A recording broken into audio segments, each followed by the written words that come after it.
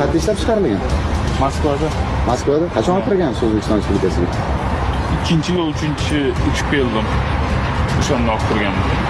6-oktyabr kuni Chilonzor tumani Beshyog'och ko'chasida yo'l-patrul xizmati inspektorlari tomonidan shubha ostiga olingan avtomobil raqami har qanday kishining e'tiborini tortadigan darajada edi. 01007 SSS. Xodimlar planshet orqali ushbu raqamni tekshirgan vaqtida mazkur davlat raqami O'zbekiston Respublikasi Ichki ishlar vazirligi yo'l harakati xavfsizligi bosh boshqarmasi ro'yxatida yo'qligi aniqlangan. Transport vositasini ko'zdan kechirish jarayonida avtoulovning old va yon orqa oynalari tusini o'zgartirilgan, ya'ni ko'rinishni cheklaydigan qoraytirilgan plyonka bilan qoraytirilganligi hamda maxsus ruxsatnomasi yo'qligi ham ma'lum bo'ldi.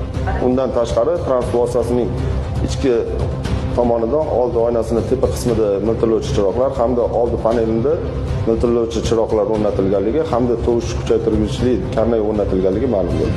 Voqea joyiga yetib borgan tezkor tergov guruhi tomonidan olib borilgan surishtiruvlar natijasida shu narsa ma'lum bo'ldiki, avtoulovni soxta raqam bilan fuqaro Shohijahon Farruxxonov boshqarib kelgan. Haydovchidan ushbu avtomashinaga tegishli bo'lgan davlat raqam belgisini taqdim etish so'ralganda, haydovchi avtoulovdan 01A 175 AA bo'lgan davlat raqam belgisi va transport vositasining qayd etish guvohnomasini taqdim etdi. Taqdim etgan hujjatga asosan transport vositasi kuzov va dvigatel raqamlariga solishtirilganda, ushbu davlat raqam belgisi bu mashinaga tegishli emasligi ma'lum bo'ldi. Bu mashinaning asl davlat raqami 01M710ZA ekanligi va onasiga tegishli ekanligi aniqlandi. Haydovchi javobgarlikdan qochish maqsadida ichki ishlar xodimlariga yolg'on ma'lumot berdi. Haydovchidan 01A 175 AA davlat raqamiga tegishli bo'lgan transport vositasi qayerda ekanligi so'ralganda, transport vositasi o'zi yashash xonadonida ekanligini aytdi. Xonadoniga borib, Lacetti rusumli transport vositasi tegishli hujjatlar bilan solishtirilganda, haqiqatdan ham ushbu avtomobil 01A 175 AA davlat raqamli transport vositasi ekanligi aniqlandi. Ma'muriy amaliyot bo'limidan tekshirilganda bu transport vositasida 60 kun muddatdan o'tgan 30 dan ortiq yo'l harakati qoidalari buzilishi bilan bog'liq bo'lgan jarimalar mavjudligi hamda qidiruvda ekanligi ma'lum bo'ldi va avtoulov vaqtinchalik saqlash uchun jarima maydoniga joylashtirildi.